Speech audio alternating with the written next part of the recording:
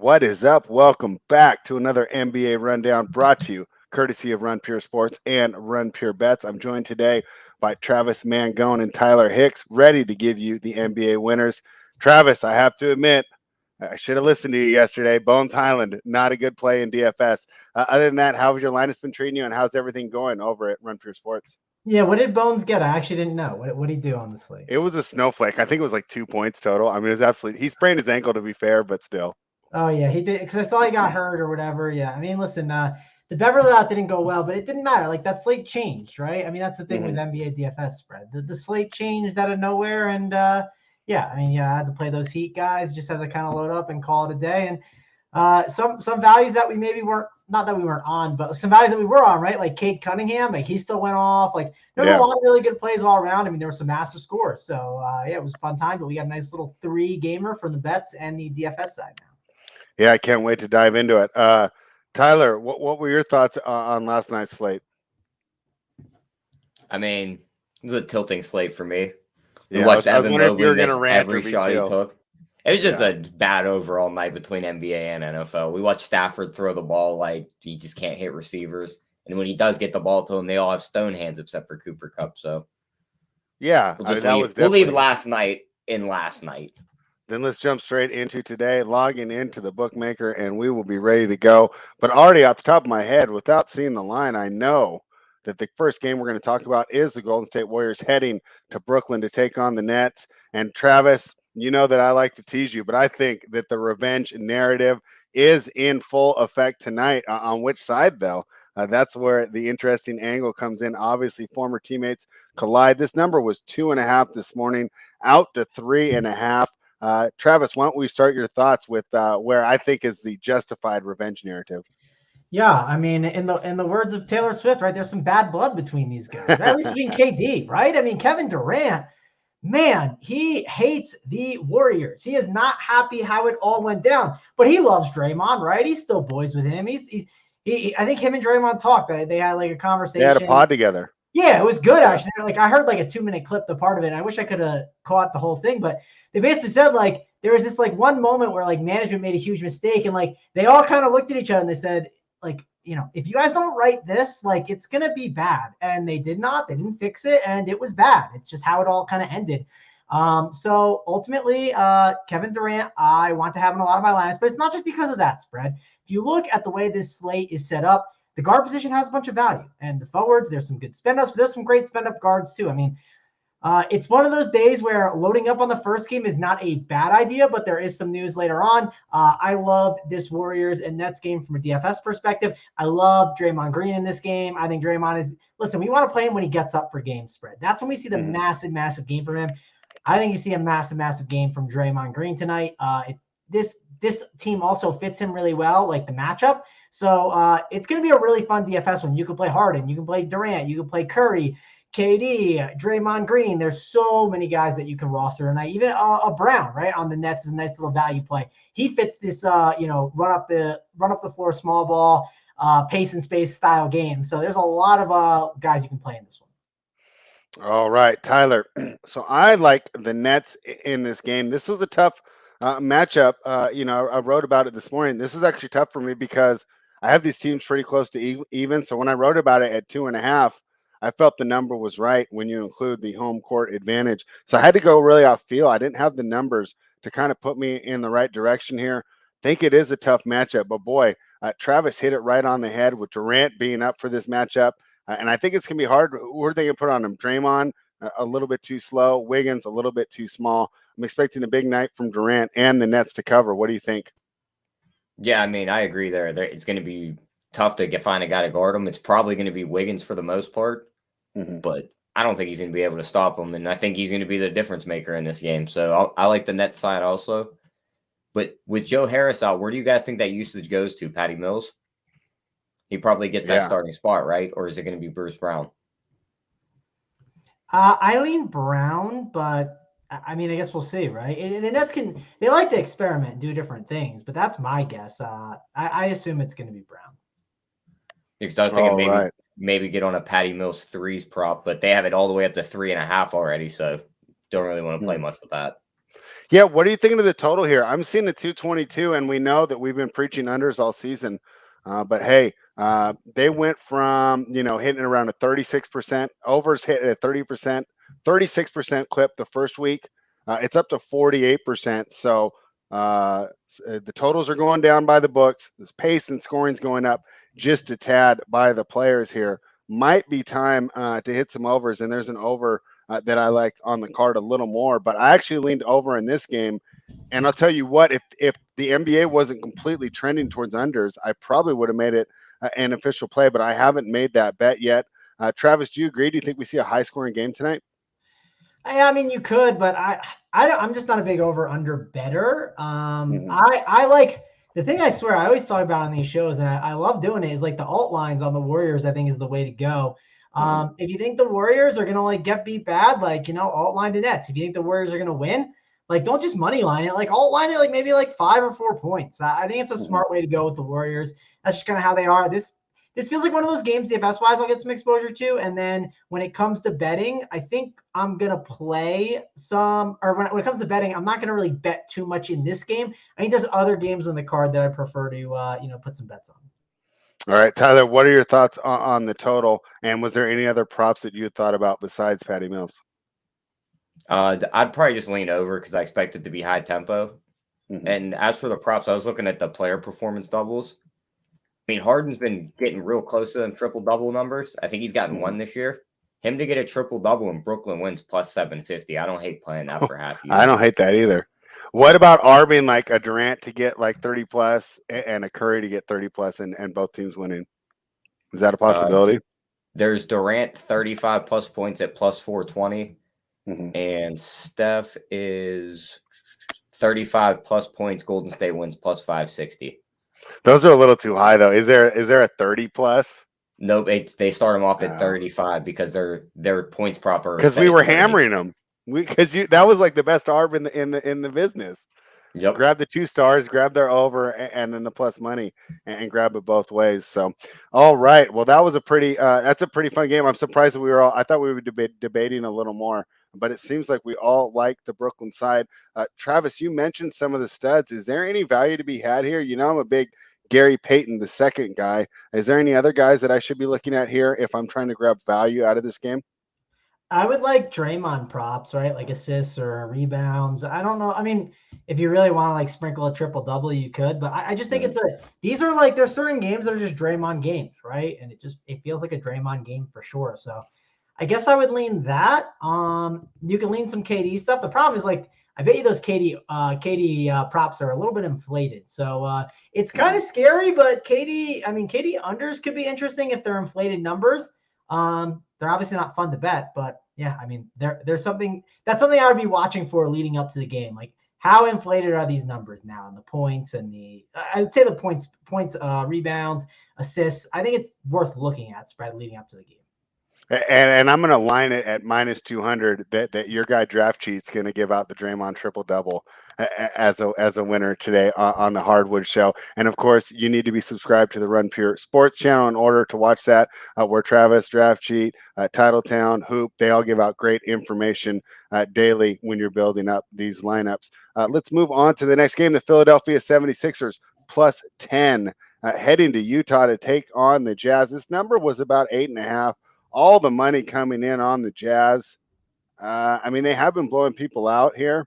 I think this Philadelphia team might be a little bit undervalued here. At the plus 10, I would take the points with the 76ers. What am I missing, Tyler?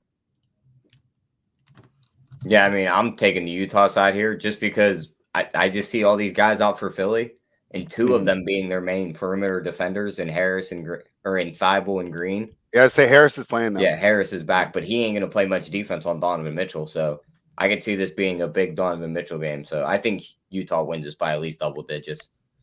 All right, so we are opposite there. There we go. Let's get some crossfire going.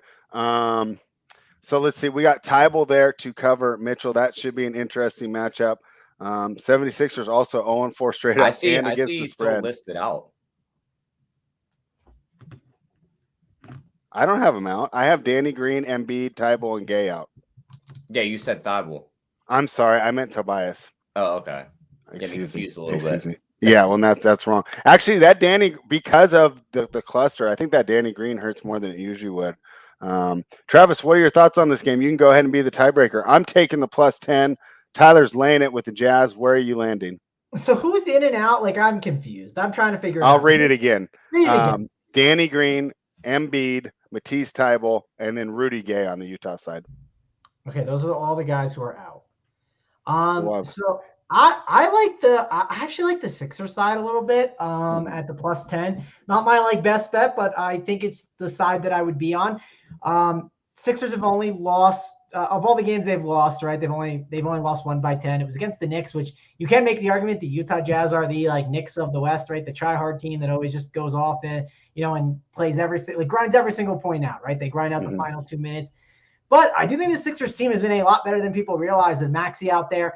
Tobias Harris, definitely when he gets a lot of usage, he can get the job done. Andre Drummond, I'm sure, will be able to match up decently with those guys to at least cause some problems. So I don't know. I think I like the Sixers side a little bit. It's not like the best bet, but getting that 10 points isn't bad. You're also not like – this isn't a Sixers team that's going into Utah off of a back-to-back.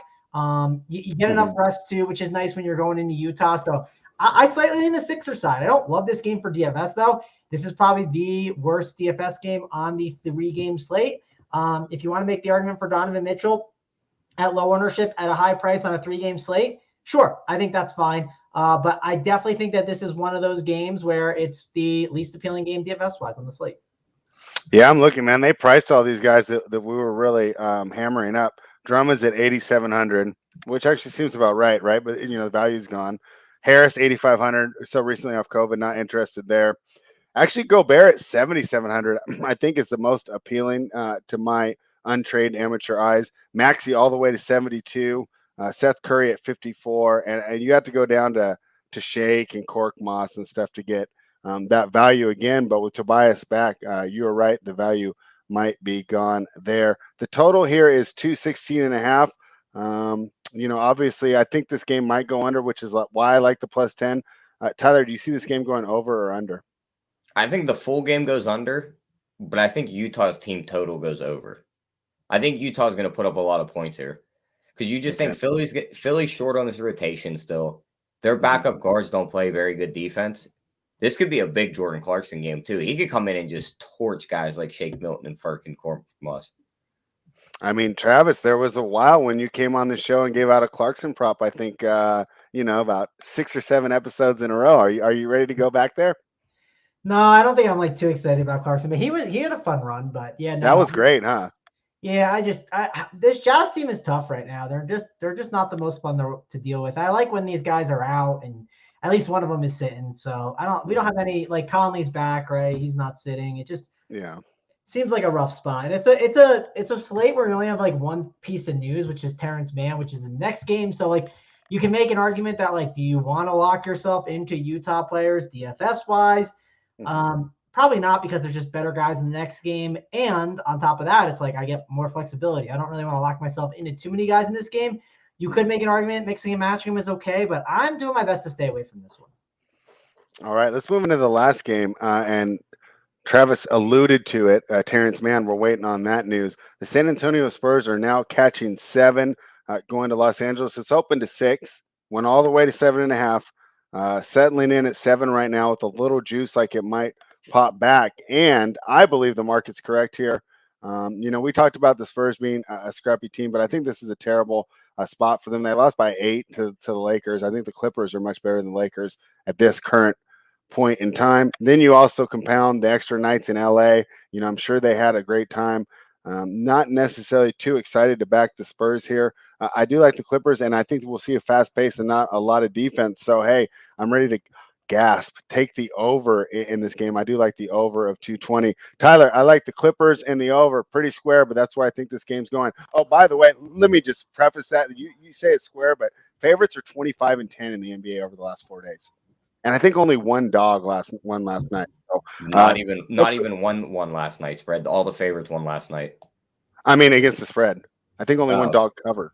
Oh, okay. I was say, yeah, they all won outright. It's almost like the NFL where the lack of parity that, they got to adjust these spreads a little bit more. The best teams are really good and the worst teams are really bad. So trying to take advantage of that here. Lane 7. What do you think, Tyler? Yeah, I was looking. This isn't a back-to-back for the Clippers, right? They didn't play last night. No, they played Saturday night yeah. and they lost, I believe, to Chicago. Okay. So neither are back-to-back for either team. So, yeah, extra nights. I'm with you on the Clippers here. I think they win the game. And I think this is where you take the over, too, because just like you said, I think this is going to be up and down, not much defense. So I like both those takes. All right.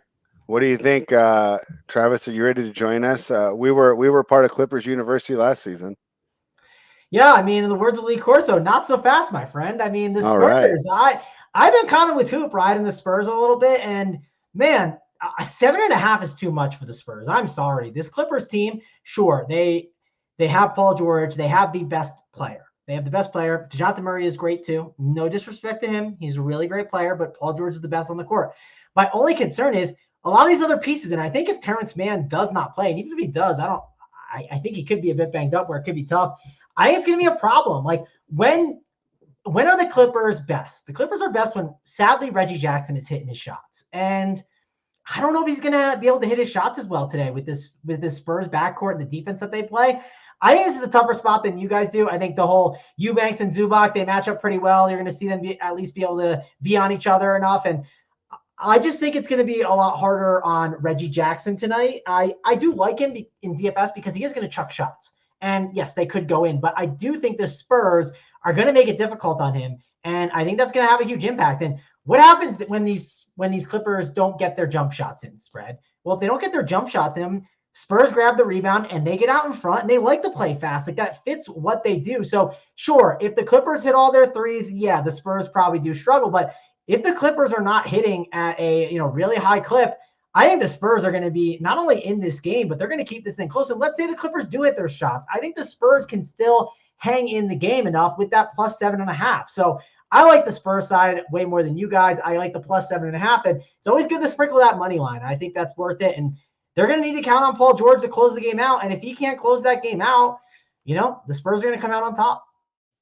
Paul George has been an excellent DFS play. I felt like he was kind of a secret the first week. Now the secret's out. His ownership's back to where it should be. Who are you looking at here tonight? And I guess let's just assume that Terrence Mann plays for the sake of this show right now. I think that will make it easier. And then maybe, you could say, hey, here's a pivot if Mann's out. But what were you thinking tonight for loading up your lineup with Clippers and Spurs here? Yeah, I'm thinking that Paul George is one of the better plays. He has flexibility of guard and forward, but it's because he's cheaper than everyone else, right? He's cheaper than KD, Harden. He also gets the forward eligibility where you might have a lot of guard opportunities. I know you just mentioned Terrence Mann. Let's say he's in, but let's say he is out. Like, of course, all these other guards get huge bumps, right? Reggie Jackson gets a bump. You got a nice bump for I'm blanking on his name. Eric Bledsoe. Kennard. Yeah, Kennard, you can put him at forward too. And man, Kennard, listen, Kennard can shoot. So I do think that there's a lot of opportunity here for the Clippers at the guard spot where it makes you want to kind of pay up a little bit for Paul George. So yeah, I think that's where I'm at there. I think DeJounte Murray does not get owned tonight. He is going to be a good option though. I think it's just, do you want to spend that price tag? If you are going to play DeJounte Murray and he hits that ceiling game, you better run it back with Clippers, right? Don't just play him naked. That means the game is close and it's tight. So like him, I like Derek White as a cheap option too. If you have that salary, at the 5.4 and you land there, I think he does have upside to get the job done for you. I think Eubanks is a decent center option. So are Zubac. I think they're both going to get a lot of minutes because both teams want to play them. They want to go with those guys. So I think they're both in play. And then Lonnie Walker is a cheapie. I don't hate it because I think they could use him a little bit more here. And this is a good DFS game, Spread. It's like this game and then the first game are the two best ones on the slate. All right. Tyler, did you have any props for this game? Yeah, I mean, looking at it, maybe get on some DeJounte Murray over 18.5. I don't hate. Of course, Paul George's props are up to 28.5. So he's been putting up a ton of points. I don't hate going over that. But other than that, I mean, I don't really see anything on the board. It's a soft night in the NBA tonight, Spread. I don't see much I like. Yeah, Travis and I managed to go almost a full hour last week on a 3-game slate. Sorry to disappoint. Does not look like we'll be doing that today. But hey, this gives us more time to prep. Tyler and I have an NFL show coming up, and Travis, you are going to be on hardwood today, right? Yep, that's in like 50 minutes, so I don't mind getting out a little bit early. Yeah, so we give him plenty of time. And you're the host today, right? I mean, you're playing the role of Holden, right? You're going to be directing the flow of traffic. I will be directing the flow of traffic with Draft Cheat and Hoop, and that was the show that we infamously held the plays on. So I remember that. Was that last week? No, it was I think it was 2 weeks ago. But okay. We'll hold them again if we have to, right? I mean, we're perfectly fine with it. So I mean, hit the like, the subscribe on this video, hit it on the other. It's a fun time, and 3-game slate. We get through it quick, right? It's definitely. Yeah, that Philadelphia and Utah game, when I ask Coop a question, it's going to be I don't love this game. Maybe you play this guy, that guy. DC might talk up Whiteside or something, and then we'll move on. So it's going to be a quick show spread. So it should be fun, though. And then there's no final countdown show today. But, hey, we got a PGA show for free on the YouTube channel as well. So check out all the content over at Run Pure Sports. Excellent. So with that being said, remember, guys, this is just a quick first thoughts style core, but it helps you get an idea of where we're leaning. And then tonight, I think it's going to be pretty cool because not much too much news to hijack it, right? I mean, other than something that's completely out of the blue. Like a lot of times we know what we're waiting on, waiting on Ingram, right? We're waiting on, DeAndre Ayton, right? But this time, only man is the only one that we are worried about. So I think that we might be able to give a core that a lot of these people could lock in and then just go about their day. Why don't you go ahead and get us started? Who's the player to start with when we're building a core for tonight's slate? Okay. I mean, we got to start with KD, right? Can we plug him in there? All right. He just got him in there. Small forward, 10-3. We have to play KD. No chance we don't. We want to be on the revenge. We want to have a good time. I want to run back Draymond too. So let's plug Dre in there. What's our salary now? Because we're probably struggling. So there we have 33.3 left after putting those two in. So we're at 5,500 already for the remaining players. So you have 5,500 for the whatever amount of spots we have left. Who do you want to plug in next, Fred? Who's the guy you want? So we're gonna need a little value there. What did you think of a Drew Eubanks or a Zubac there? I like it. I'm down for either. I think that works. Which one do you think would be better? I almost like Eubanks just to save the 500. Yeah, I'm down with that. We can go Eubanks to save the money. I'm cool with it. All right, Tyler, did you want to throw in a last piece here? I mean, it'd just be basically throwing a dart, but it's how much money do we have left? Who's the guard in the late game, Tyler? We need you can get this. Who's the guard we should grab in the late game? How much money we have left spread? Average? We have 57 per player, but if you're a member of Run Pure Sports, those guys are going to find the value for you every day. They've got guys in there that are 3,500 that are in their cores. No, there's a guard. There's an easy guard here. Who is it? Come on, in the late game, there's a guard that we should be getting in our lineups. I think it's Derek White. No, not Derek White. Tyler. All right, exit out. I mean, you threw me a curveball here. I got really nothing. So I mean, Reggie Jackson. It's Eric Bledsoe, guys. No way. Yeah. Okay, I can't wait to hear this breakdown. Why are we throwing Bledsoe in there over Derek White? They're essentially the same price. Well, Terrence Mann is questionable, right? So you get a little bit of a bump if he ends up being out. I mean, just look at what Eric Bledsoe has done. I mean, he's got over 31.25 fantasy points in the last 4 games. They kind of need him, and I think you're going to see DeJounte Murray on Reggie Jackson. I mean, I don't think you really can't put DeJounte Murray on Paul George. That's kind of difficult. I don't think that works. So I think you're going to see some open shots, some open opportunities for Eric Bledsoe, and I think it's a good spot for him. So I think Eric Bledsoe is the last piece we plug in. That's a nice solid 4. And then I'm assuming we're in the 5K-ish range for our last 4 spots, and you just got Yeah, that's great. And Travis, as smart people we are, we learn from our mistakes, right? I didn't listen to you yesterday on Bones. I'm listening to you today. Bledsoe's in this little lineup I'm making. Thank you very much for that. So if you guys missed it, real quick, we're going to put Eric Bledsoe. Spread. One learning lesson before you go through the lineup. Yeah. you wanted to play. This is like DFS mistake I made in the past. You wanted to play Bones Highland because you believe in Bones Highland, but it doesn't matter. Well, and he got hurt, so that plays into it too. But part of the problem is what's the chance you can trust Mike Malone? He can be a disaster sometimes. It's just a matter of you can't play sometimes you can't play these young guys because you just think that, okay, like I know that they're better or they should be good.